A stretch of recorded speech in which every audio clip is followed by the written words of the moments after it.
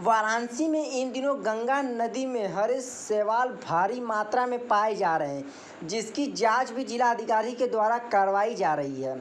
इसी क्रम में हम आपको बता दें कि वाराणसी में गंगा नदी में रेत में खनन और नदी के धार साथ ही अन्य मुद्दों को लेकर के साझा संस्कृत मंच की टीम जिलाधिकारी कार्यालय पहुंची और उन्होंने कहा कि गंगा नदी में जो छेड़छाड़ हो रही है उसकी असली अस्तित्व को हटाकर उसे दूसरा रूप देने की कोशिश किया जा रहा है, वह गलत है। इन सब कार्यों में उसमें रहने वाले जीव जंतुओं को काफ़ी प्रभाव पड़ रहा है। साझा संस्कृत मंच ने मांग की है कि गंगा नदी के लिए जो भी परियोजनाएं लाई गई है वह सबके सामने लाया जाए, क्योंकि जिस तरीके से गंगा कार्य गंगा नदी में हो रहा है उससे गंगा नदी का अस्तित्व खतरे में है। प्रतिनिधि मंडल है। आज कहाँ आई आप?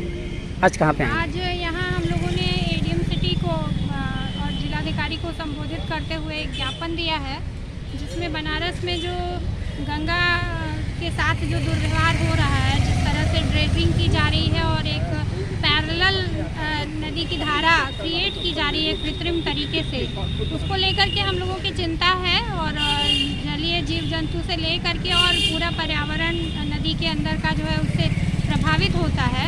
और जिस तरह बालू की दीवार खड़ी करके गंगा को 2 भागों में बांटा गया है, वो हम लोगों के लिए चिंता का विषय है।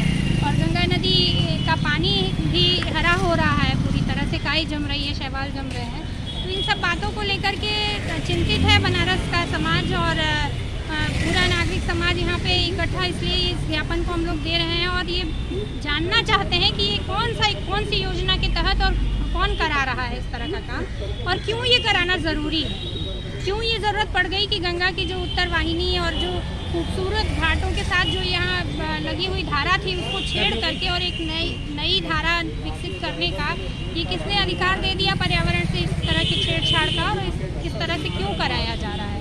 कोई भी विभागीय तौर पर जिम्मेदारी लेने को तैयार नहीं है। जो भी बातचीत की, पूछताछ की हमारे साथ के लोगों ने, वो किसी ने भी संतोषजनक जवाब नहीं दिया। तो आज आपने किनको आपने ज्ञापन सौंपा?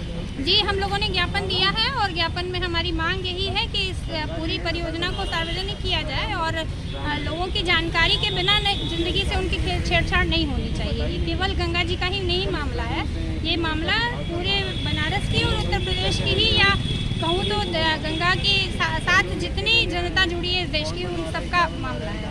तो क्या मांग है आपकी? हम लोगों की मांग है, वही हमने बताया कि सार्वजनिक किया जाए कि ये क्या परियोजना है और गंगा के साथ इस तरह का खिलवाड़ बंद किया जाए। हम चाहते हैं कि अविरल गंगा हो, निर्मल गंगा हो, लेकिन वो इस तरह से ना हो कि उसका व्यापारिक हित साधने में और पानी का को इस तरह कंट्रोल किया जाए कि नदी की धारा का स्वरूप ही पूरी तरह से बदल जाए।